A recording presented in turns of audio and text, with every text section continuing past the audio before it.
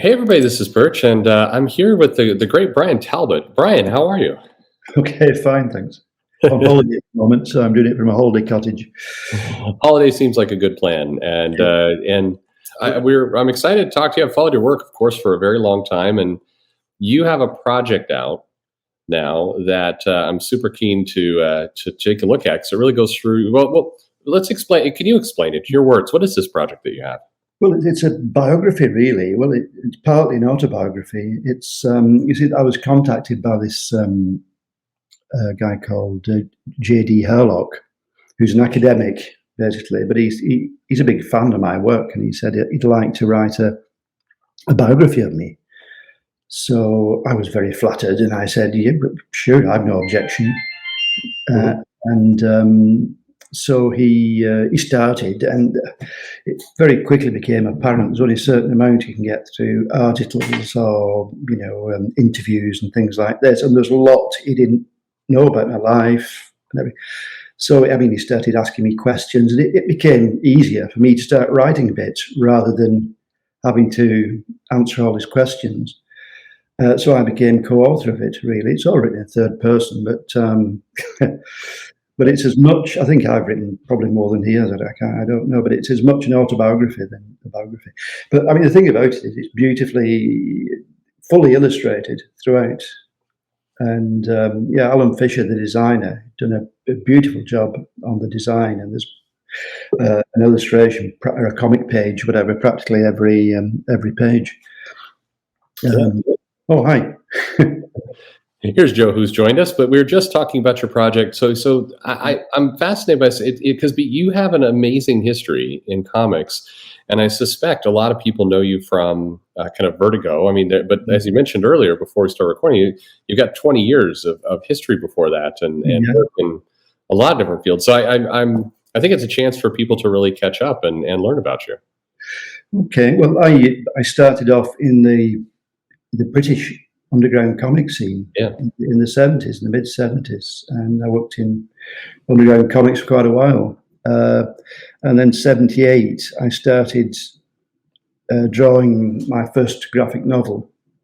It was serialized in a alternative comic, SF comic called Near Myths.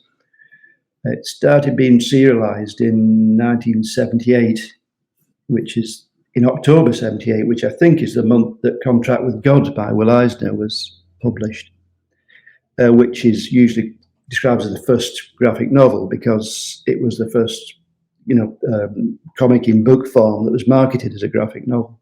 Yeah. And it was serialized in various places and eventually collected into a volume in 81 or 82.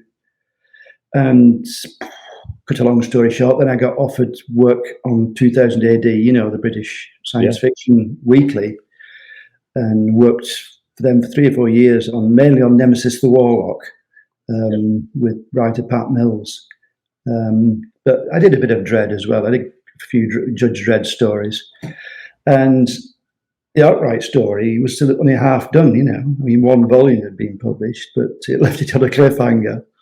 And the guy who published it, he was actually a French aristocrat. And he proposed to me that he paid me to finish work on it for 2 years' work, which he did do, so we could publish it, so we could read it. So it's very much like a Victorian artist patron, Beautiful situation. But meanwhile, he put it out as trade paperbacks. He made a deal with Valkyrie Comics. He put out a 9-issue miniseries version of it.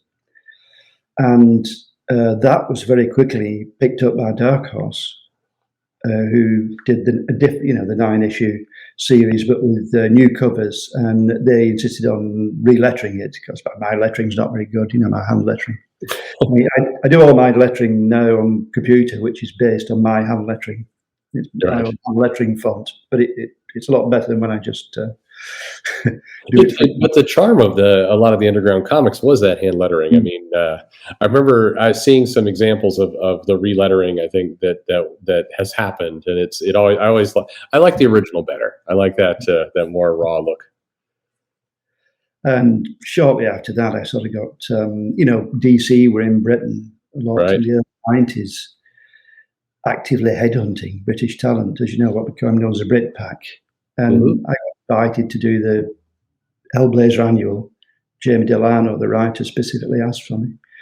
So on that, I did the NAS with Tom Veitch, 200-page, 40 prestige format thing, that's also being crowdfunded at the moment. Right. That's been. I think it reached its target. I think that's coming out soon from Drew Ford. It's Live Press, that's coming out soon. NAS. So it's nice to see that in one book after all this time. Yeah. And I worked with Neil Gaiman before, when he just started writing comics. When he was still a journalist. And I did several sort of short strips by him for alternative magazines and everything. And then by the time he reached issue 30 of Sandman, he asked for me to draw this Augustus story. And I drew that, and I went on to draw several other Sandman stories. And some of the most most kind of reprinted, I think, the Game of You. Some of those trades have been some of the most popular selling. So that was you left a huge impact on that series for sure. Oh, cheers! I had some work in the final issue. I did. Yeah, not many people know this. I had about 9 pages because Charles Vess had a bit of trouble meeting the deadline because he's so time-consuming, his style. And I think myself, Michael Zuli, and John Ridgway penciled some of the bits, which he then inked in his style so that it all looked harmonious. Yeah. But yeah, I did the Orpheus annual story as well, the long story. I had a couple of things that I wanted to talk to you about. So you did a couple of issues of the Batman Legends of the Dark Knight that you wrote and illustrated. That was seeped into a lot of the psychological aspects, and it's something that was that's been touched on with the character before, but and a lot since then. But you handled it in a way where I reread it last night, knowing we were going to get a talk, and despite the fact that you do see the Waynes and you talk about the murder and all that, but it felt like a fresher, more interesting take than a lot of what we've seen, especially with popularity of the movies and cartoons since then, where we see that ad nauseum. But what was it like putting that kind of story together? It was it was very interesting because I was surprised when Archie Goodwin, the editor, accepted it, because the premise of the story is that Batman doesn't exist. Yeah. Which version did you read? The 2 comic version or the Sinister Legends compilation? The 2 comics. Because there's one panel near the end of the comic version that if you read that panel properly, you know that Batman doesn't exist. It's in the mind of Bruce Wayne. Yeah. Well, I didn't feel it was sufficiently clear. So when it came for the Dark Legends compilation, I asked Archie if I could have an extra page. I was just willing to draw it, but he actually paid me to write and draw it. So I've got a full page now with the doctor standing over his bed saying it's no use, we've lost him as a vegetable, Yeah. This is just before the last page where he walks out saying, I'm the Batman forever, Yeah. Following year, the movie came out, Batman Forever. It's a really striking story. I think Joe's right. I recently read that as well, and I think it's definitely a different take, and it's a cool, it's an interpretation, but it fits a lot of, I think, the work that was going on at the time. You mentioned big part of kind of the British pack of creators coming over, doing really fresh versions of writers, takes on characters. What was it like being in that environment? You're surrounded by what have become, besides yourself, some other huge names in the industry with Gaiman and Alan Moore and Grant Morrison and some really big people out of that talent search. Yeah, we all came out of the same British comic scene. We all knew each other. We all socialised with each other. Alan and Grant not as much because there was a falling out, but no, we all used to go to the same conventions, and hang out together in the bars and and all this sort of stuff. Yeah, the Batman stories, early 90s, and straight after that, I did my second graphic novel, which was The Tale of One Bad Rat. Mm-hmm. Yeah, okay. Yeah, no, I definitely wanted to talk about that as well. I reread that last night, and yeah, I mean, this is the version I think came out in '95, so it had I know this had a bit of an afterword by you. So I'd love to dive in a little bit on this.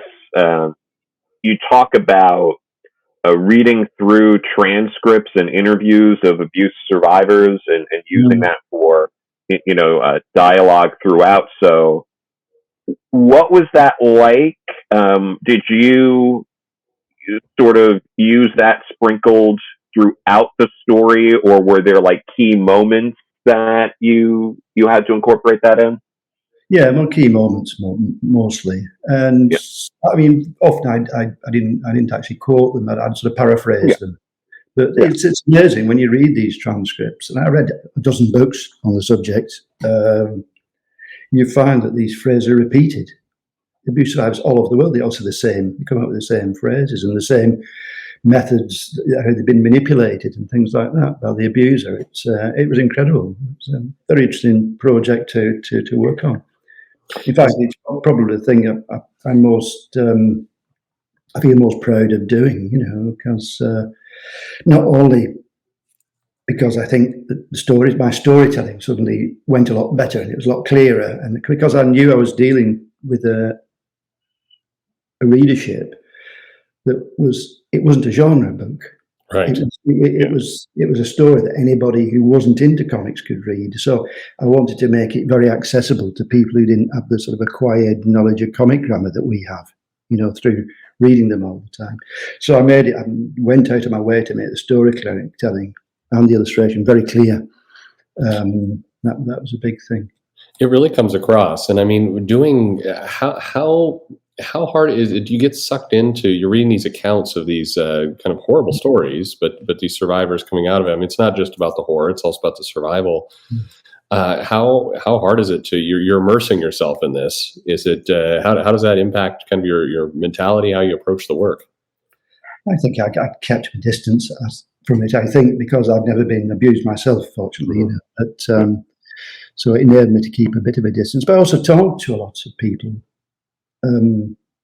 Because it's amazing, as soon as I mentioned to people or said in an interview, whatever, I was doing something that's concerned with the psychological after effects of child sexual abuse, I'd have friends I've known for years coming up to me and saying I was abused. I never knew. And they'd tell me the stories. I had fans coming up to me in conventions who read it in an interview and they'd want to talk about their own experiences. And yeah, I mean, I'm so proud of it. It's published in about 16 or so countries, and it's used in child, abuse treatment centres in several countries. I think it still is, but and still to this day, this is over 20 years ago. I still get emails through my website from people who've been abused saying they love that book and they read it when they're sad and it gives them hope and things like that. So that's one of the reasons I'm very proud of it. Oh, incredible! Yeah, and it's getting more attention right now. I think the kind of the popularity of graphic novels and just schools wanting to start to integrate that type of storytelling and realizing it's not just pop culture entertainment. There's actually deeper meaning, and which sounds kind of ridiculous if you've been in comics for many decades, but now people are coming to that realization. So I'm glad to see it getting more attention lately. Yeah. Okay, in the biography, I mean, there's every single book I've done, graphic novel or piece of work like Sandman, there's a whole chapter dedicated to it. Each one? Yeah, each one, for over 40 years. So I think that's one of the interesting things for people about this biography is that it's not just about me and my work, it's also about comics history, if you like, right, in that 40 period, time slot. Because it's me going through the waters of history, So I'm describing what's going on at the time with other publications and things like that, and other writers. So it's a form of comic history, and it's also a thing about the craft, about actually doing comics. I go into depth about scripting, plotting a story, structuring a story, also the artwork, drawing it at the different stages, how I do it. So I'm hoping it'll be of more interest to people who aren't just into my work. You know what I mean? Yeah. So Yeah.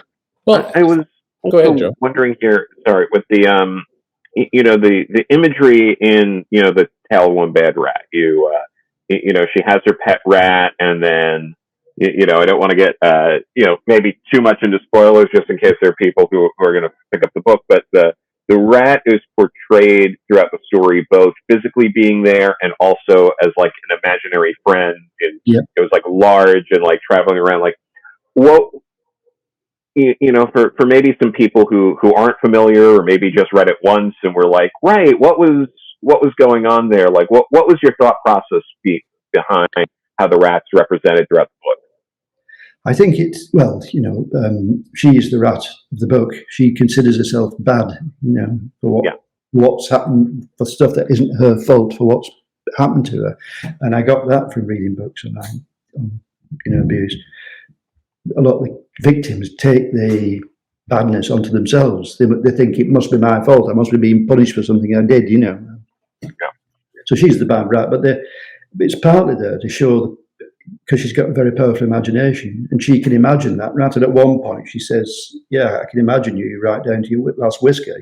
It's there standing in front of the giant rat. It's because, the theme's Beatrix Potter in the book. Beatrix Potter had what she called the seeing eye. She had this powerful imagination, and later in her life, when she was bedridden, she used to go and walk the fells, do her walks around here, this area where I am now. And she used to follow the path exactly and see each tree and see each, she'd remember the routes. So it's basically to show the power of her imagination, because it's obvious by the end of the book she's going to go off to become a writer and illustrator of her own books, For sure. The absolutely powerful story. If people haven't read that would be definitely something to pick up. We'll put links to both your website and other things in the descriptions. If you're listening to the interview right now and you haven't seen the things on the screen, please do check out the Zoop campaign, but also go to Bryan's website and you can get some more information on this. I'm curious. I'm struck by something you said, and I think it's why I'm so interested in this book. It's capturing a part of both comic history and making comics. And I think it's not only is it I think underreported time period of comics. There hasn't been a lot of detail and background into this time period, not nearly as much as maybe other places have been covered. But also we see such interest right now and kind of almost returning to the underground with people making their own comics. This kind of surge of attention to and crowdfundings helped enable some of that. But so I think, going to that underground comic scene, do you see some parallels in kind of what you're seeing today to maybe what you experienced when you were at the start of your career? Or are there some similarities people can look at? Yes, I think, the very, very reasons you said, yeah. It seems to be now there's more. I think we're in the golden age of comics. I mean, there's more and more diverse comics being produced now than ever before. I think it's incredible.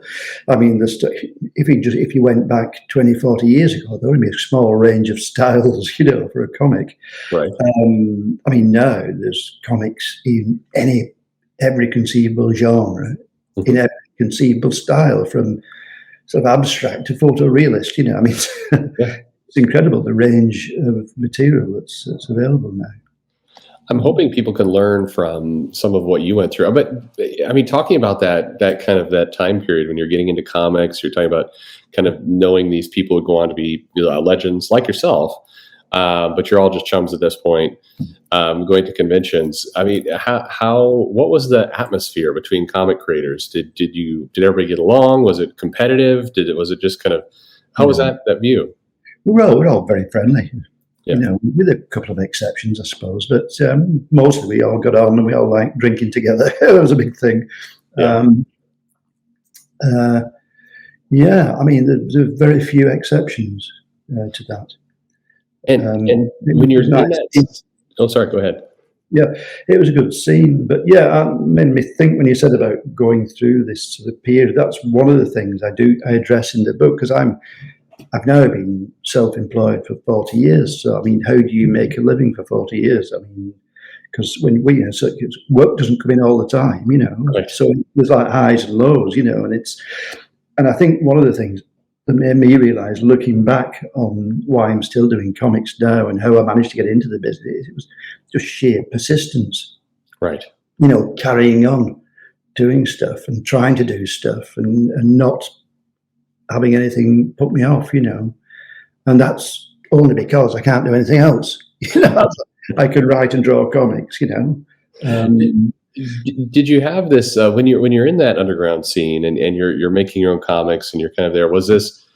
Did you think to yourself, "Oh man, I got to get into Marvel or DC. I'm just doing this until I can get someplace bigger"? I don't. It doesn't strike me that was on your mind. Well, no, because if you look at my underground stuff and everything, it's terrible. I mean, it embarrasses me a lot of the artwork. It's, the underground comics I did, they were sort of psychedelic stories for people taking acid, basically. As they went along, I think they get a lot better, and the art improves, and there's more, complicated story in there. But and it's how I learned to write. It was my apprenticeship, in the medium. But I mean, no way would I think that DC and Marvel would accept this sort of style. I know it never even occurred to me. But you're also, I'm struck by kind of things I've read from you and what I've listened to in the past. You weren't living for that either. You were enjoying the moment you were in. You're happy. Well, I was broke. Okay, fair enough. Very little money, and I got married young. I got married at 20, and we had 2 kids pretty soon. So I was desperate for. When it was the first 10 years, we were absolutely broke. I was applying for jobs here, there, and everywhere, but I couldn't get. I was applying for labouring work and all sorts of things. I couldn't get in it, so I can't continue doing the comics. Yeah. It's the only thing I could do, really. I think a career like yours, though, with the kind of work you've done, which has been extremely thoughtful and great. I had asked you about. I remember your Shade issue very fondly. You mentioned you weren't as fond of it. You were. No, I don't think it's very well drawn at all. It was, as I said to you before, it was. I was called in at the last minute to replace somebody who was supposed to be drawing it. I can't remember who, but they couldn't do it, and I got this phone call from Elisa Quickney, I think it was the editor, who said, "Look, we've got this 24-page Shade story. Can you do it in 12 days?" And I said, "Okay." So I dropped everything, whatever else I was doing, and did it. And that happened a few times with Sandman as well, a couple of times. I think I did the Game of You fill-in bits, those fill-in sections, because whoever was supposed to be doing those couldn't do it for some reason. I can't remember now. I do talk about this in the book. Yeah. In the Bible, so yeah. It's just you pushed yourself to do harder. I noticed, and we talked to Mark Miller a few weeks ago, and he has a theory, and I think it's true that we it's kind of what we were talking about earlier. We are entering this new age, and you've got a lot of diversity in comics. You've got a lot of people who are able to put out their own stuff, and they have a vehicle to do it. And so we're almost entering into this free. It's not quite the underground scene, but there's some similarities to it where it is more independent, and it creates a lot of opportunities. And I think the creators that we're seeing kind of really immerse and enjoy and love that period. Their destination point is to tell their story, certainly get paid, but there's not this, I've got to get to Marvel, I've got to get to DC, or I'm making this comic for today, I'm going to get into movies tomorrow. There seems to be a deeper love for the genre, which is what I'm struck by with you. Yeah, I don't want to do anything else. I mean, I wrote a movie script about 20 years ago, actually, simply because I got the idea for this story. I thought that would suit a movie rather than a comic. Suit a low-budget British movie. And I wrote a script and I sent it to a couple of people, didn't have any responses, and that was it. It's in a file somewhere, and I didn't go ahead with it. Not that I was wanting to start a career in film, it's just that since that story, I thought it'd be more suitable. Yeah. The film. It's no, it's incredible. Again, this book on Zoop now, just a couple days left to fund it. So, or please rush over there. Again, massive amount of history and great information, great illustrations. Joe, you worked with Bryan on just a very short story, correct? Yeah, we did. I edited the Mine anthology for Planned Parenthood, and you had done a 2-page story. Yeah. Yes, I couldn't remember where I knew your name from. Yes, it was that. Yeah. Excellent. No, that was a lot of that. Fun's the wrong word, but that was I know I reached out to you, and you had said you have time for 2 pages if someone else can write it. Yeah. You're busy juggling all sorts of things, and I had Magdalene Visaggio was basically like, well, I'm juggling a bunch of writing projects, but I could write 2 pages. So it was kind of like, oh, okay, this worked. And put it together. And then she went on to do a few more things at DC, like Eternity Girl, which was that's I think just a fine comic. But yeah, I think it was also because of my love of the Tale of One Bad Rat. Doing a story that also involved abuse and like the harsh realities of it, and how people need to seek help and often are discouraged from doing so. Yeah. Yes, it was an interesting story to do. And she's become quite a big name now, hasn't she? Yeah, she's done quite a few things. Yeah. And now, you, as I said, you worked on. So did you? See, how do I want to ask this question? You knew Neil Gaiman when he was doing kind of the strips with you back in the day, and then he goes on to do the Sandman, and you work with him there. Is there kind of there's a transition period of working with somebody. Was it still like working with kind of your old mate, or was it did it change? Yeah, no, yeah, it's just like working with an old friend. I mean, he writes very much in the sort of Alan Moore style with lots of description, but I don't mind that. Yeah, excellent. I liked working with Alan. These very full descriptions, because if I'm illustrating somebody else's scripts, I think it's my job is to tell the story as they want it told. Yeah. So I stick to the script very, very, very closely. Is there any? After doing the Sandman, I worked for Techno Comics for a bit. Do you remember that? Yes, absolutely. On the Technophage, which was written by Rick Veitch, but that was a character invented by Neil. Right. And then I actually wrote a 6-issue miniseries that was drawn by David Pugh. Yeah. And they were releasing those as one-shots, right? Or was it? Yeah, well, miniseries, yes. Yeah. And then you got to work on Fables, I believe, at some point. Yeah, that's because that came out of the work I did. I worked with Ed Brubaker on Dead Boy Detectives. This 4-part story, and which was nice working with Ed, and it was his first sort of, it was his first non-indie strip, right? I think, and he was invited to do this strip, and apparently I'd met him before at San Diego when he was a kid, when he was a teenager, and he really loved the Luther Arkwright story that he did. Yeah. And I'd forgotten about him, but he'd reminded me about it, and he'd asked for me, I think. I can't remember whether he asked for me or he was just, when he heard it was me, he went, oh, great. So, and he, as you know, he wrote one of the introductions to this book, and he wrote the other one. Yeah, Ed Brubaker and Neil write your introductions, which is pretty powerful get for both. Yeah, I'm very surprised Neil actually did it because he's so busy now. Yeah. With everything, that seems to be going on. He seems to have all these things going on all at once. Don't see him very much these days. I saw him about the year just before COVID hit in London. We went to this thing he had where he was promoting Good Omens. Mm-hmm. Yep. And he told us to come backstage. Went to the backstage with him afterwards.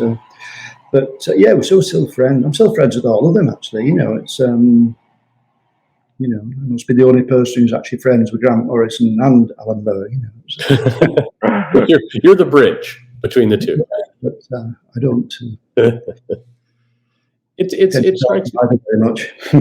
the camaraderie seems. I mean, we talked to a lot of people who did comics in the 80s and 90s. It feels like the camaraderie stuck in that era a little bit, maybe more than it has in recent times with people. I suppose so. I don't know. There's not as many. Doesn't seem to be as many conventions and things that I go to these days. True. I mean, myself and Mary, my wife, were two of the co-founders of the Lakes International Comic Art Festival, and it's next month in Bowness, which is actually just down the lake from here where I'm at the moment. So yeah, I'm very pleased that it's a proper European style comic festival. Yeah.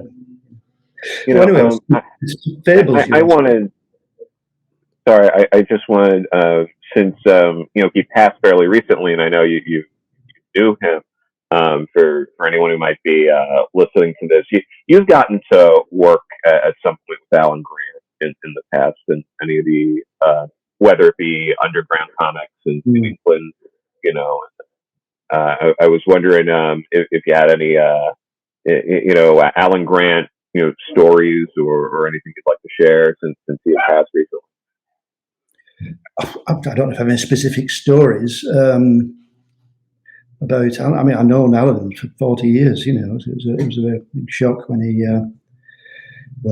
had been ill for a bit, but it was very sad.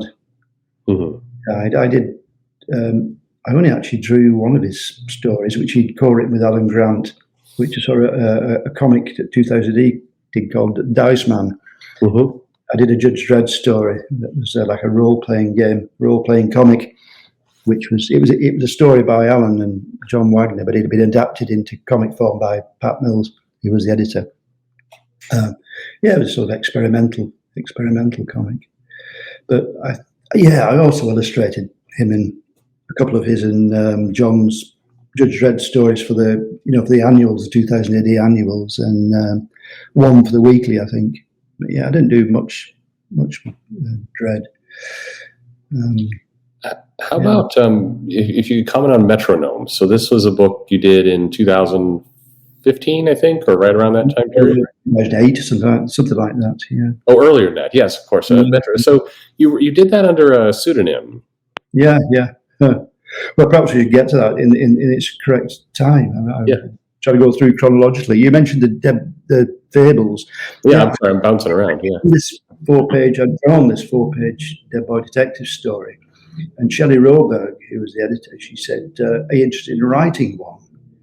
And I said, yeah, sure. So I worked on it for quite a while. I worked on the idea for the story. It was all about the Dead Boy Detectives, and this aging rock star, this like Ozzy Osbourne type rock star, who was trying to regain his lost youth through macumba magic, Brazilian voodoo magic. And I researched the subject quite a bit, and I structured the entire story and everything. And I suddenly, I submitted the plot and everything, and suddenly I got told, no, we're not doing that anymore. So I said, what do you mean you're not doing it? I've just spent 2 months working on it. And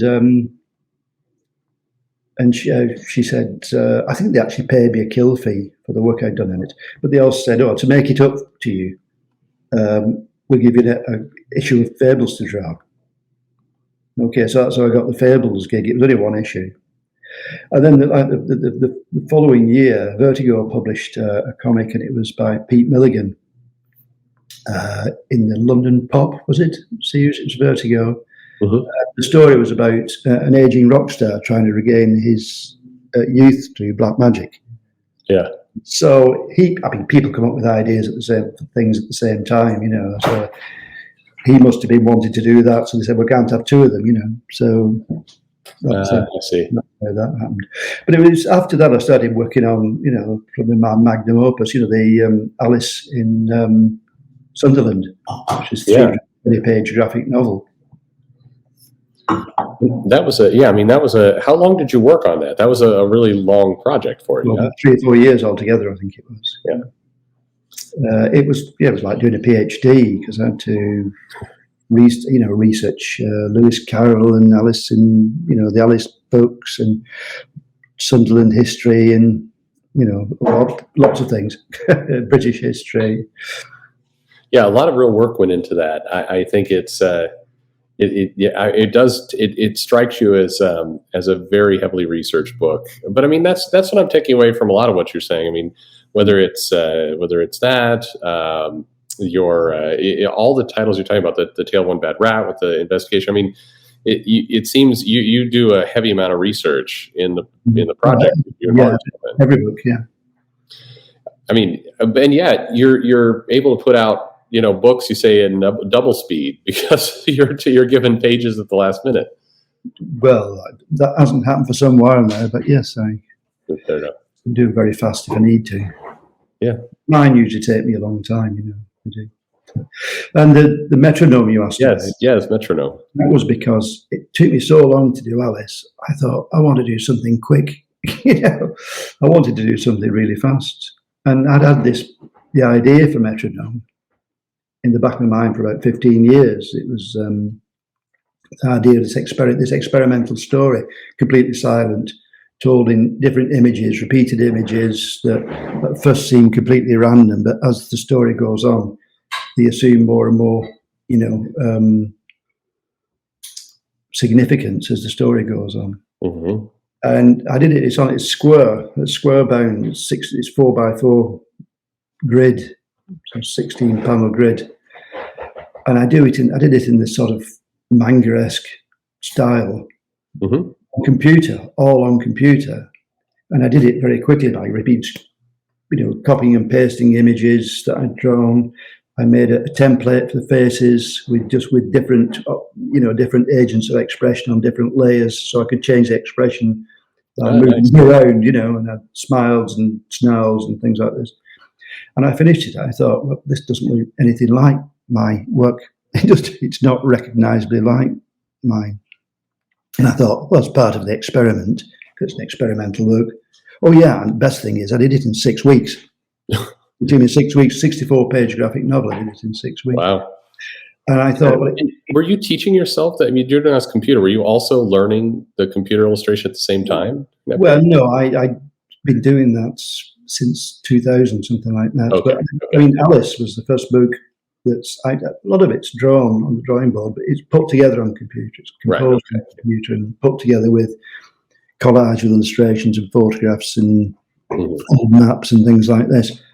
So I knew how to use the computer by then. But I thought part of the experiment, I'll put it out under a different name.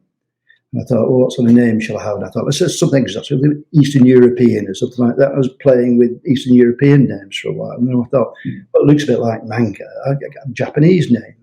So I set on Tanaka.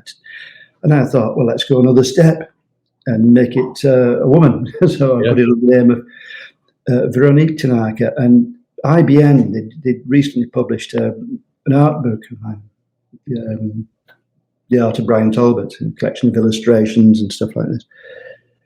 And so I sent it to them. I said, are you interested in publishing this? I said, I'm acting as agent for this Franco-Japanese virtual artist, who's done this comic book. And they looked at it and said, yeah, we like it, we'll put it out. So, I mean, then I had to say, well, I didn't want to tell you till you made your mind up, but I did it. I told them after they accepted it, See, if you would have just waited a few years and done this, you could have been editor-in-chief at Marvel. Oh, sorry, that's but we're talking a lot about different works you've done over the years. I'm curious, are there any, because I mean, at this point, you must have had to turn down some different gigs, or there were characters or situations you were like not as interested in. Was there anything you either turned down or passed on from time restraints, or maybe just not being as invested in the character that people might be listening, being like, "What? You turned down Superman or the X-Men or something like that?" Anything?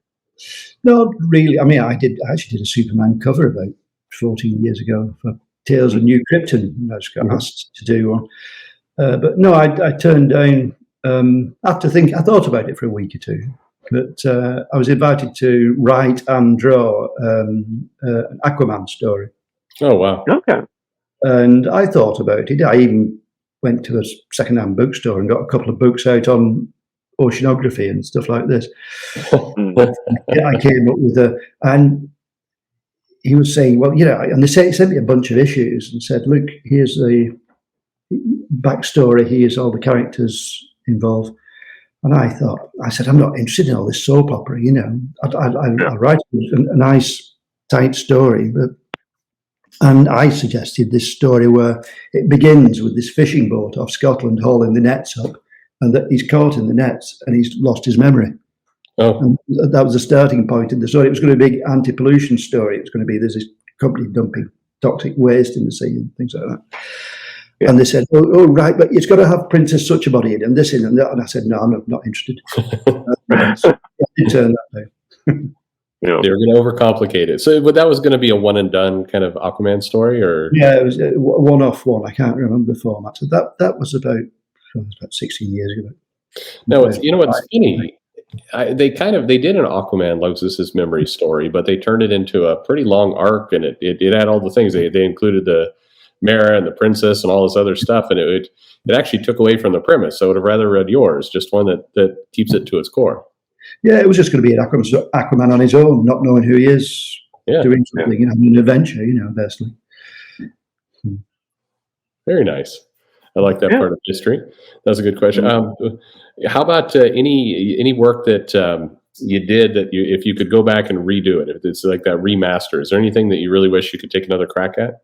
Well, I mean, the first Luther Arkwright graphic novel, I mean, I could draw a lot of that better now, I mean, when it comes to art, I'm been very slow learner.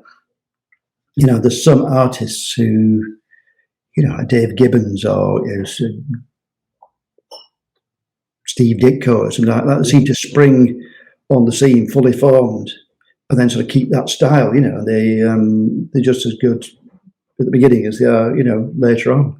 Yeah. Well, a lot of my early work, it's very weak. There's a lot of the illustration. I think some of the images are quite striking, but I can definitely draw a lot better now than I could then. I've been constantly I've been constantly learning and constantly getting better slowly. It takes a long time to learn things, Well, there's fun in that. I mean, you get to see your style evolve. There's a sense of accomplishment, I would think, that you really get from seeing that progression. Yeah, well, it means the style's gone through different sort of changes and styles. It's that's what I like. I think the style, they tell your story, and it's part of the storytelling. The illustration style, absolutely. And the way you draw it, it's part of the actual storytelling. I don't think you can divorce it from the actual story. And comic books, I mean, and manga's getting a lot of attention right now. You have a bigger push into YA and kids work, and it does feel like I don't use the word golden age. It is like there's a promise of a second golden age with a ton of diversity of books, easy access to get things out. You've got manga coming in. You have Scholastic, Investi. So you have just so much out there. It feels like the next wave of kids coming into comics and going through the same journey we're going to repeat. Do you think that the major companies, the Marvels and the DC, do you think they hold their positions, or do you think there's some new people that will emerge?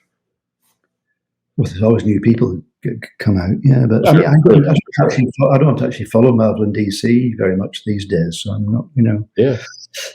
I just tend to do my own thing at the moment, and only thing I read is I read graphic novels, now and again. Yeah. It feels like there's go ahead, Joe. Is there someone putting out either graphic novels or comics that is, maybe fairly current, maybe, someone who came on the scene in the last 10 years that you really enjoyed, or you kind of look for, or you try to check in and see what they're doing every once in a while? Yeah, there's Hannah Berry, who's very good. She's a British graphic novelist, although she's not done a graphic novel for a few years now. But no, I tend to like people like that. Joe Sacco, I really like, but Posey Simmons, people like this. I read the French ones as well.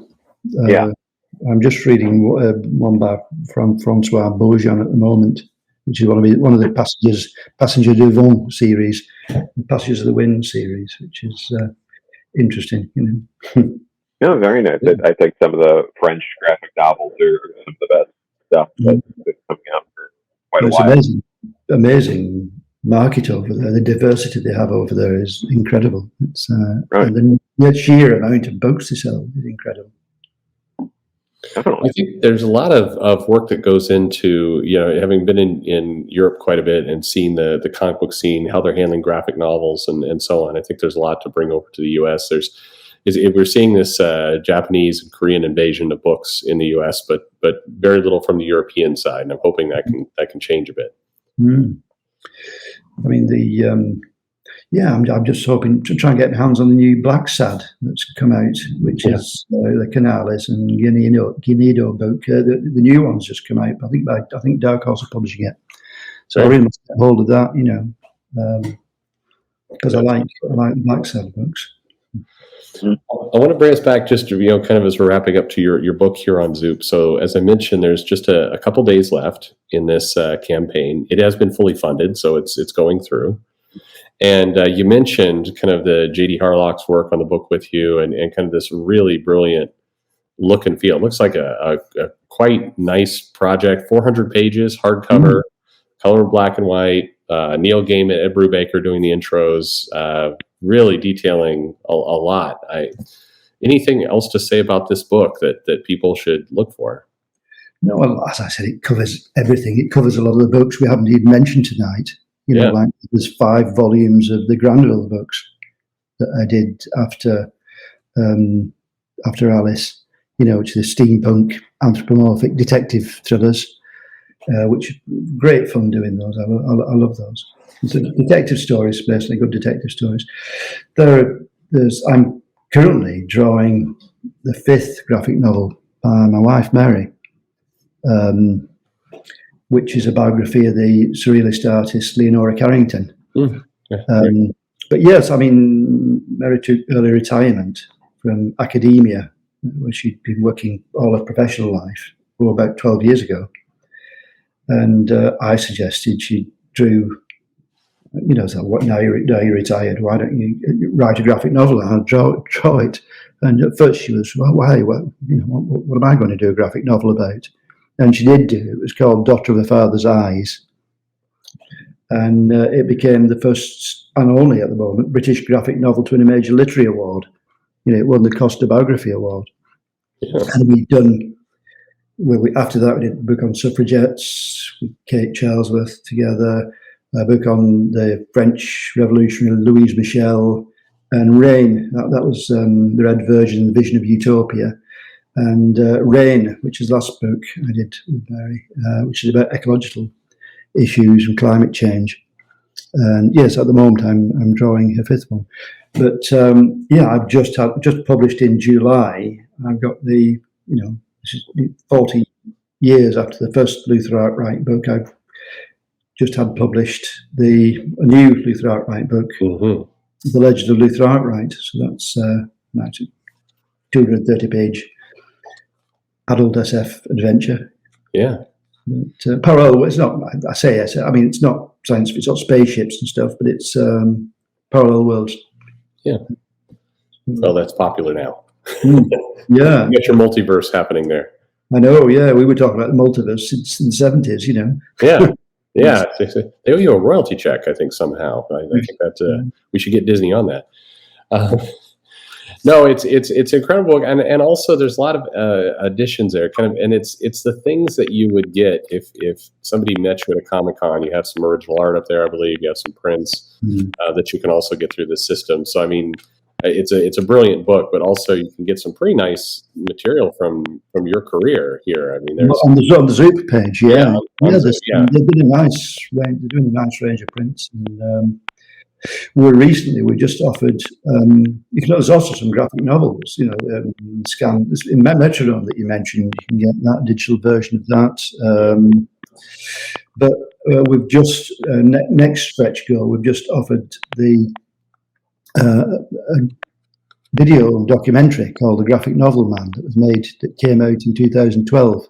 Oh wow! Which is a documentary it's 2 one-hour documentaries and then a 20-minute film of me drawing a page from scratch which was filmed over 3 days. Well, that's pencils, awesome. inks, and speed it up. Yeah, It's got voiceover by me describing the process, and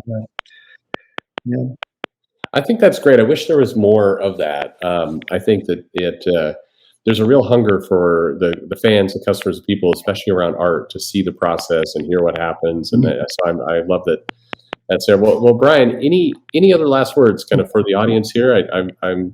I know they'll be interested in checking out the book, but any other kind of last things to say? No, it's been great speaking to you, and I hope everybody just goes and takes a look at the site anyway. It's because it's a good project. So, like I said, not even if you're just not into my work, but if you're into comic history and how you draw, how you create comics. I definitely recommend people check it out. So the links are in the description. You're seeing it on the screen, and I mean, just a great piece of history, and I've definitely got it for myself. And Bryan, I can't thank you enough. First of all, it's an honor talking to you. I've followed you for a very long time, and you come from a really fascinating part of comics. You've illustrated some of my favorites. So thank you for all your time tonight. Thank you. And Joe, as always, thank you for joining us here. And I hope we can come back and chat with you again at some point. Oh, yes. You have my email now, so yeah. Perfect. We will do it. Absolutely. All right. Well, Bryan, thank you very much. And thank you for everybody who listened along with us, and go check out that book. Thank you. Good night. Night.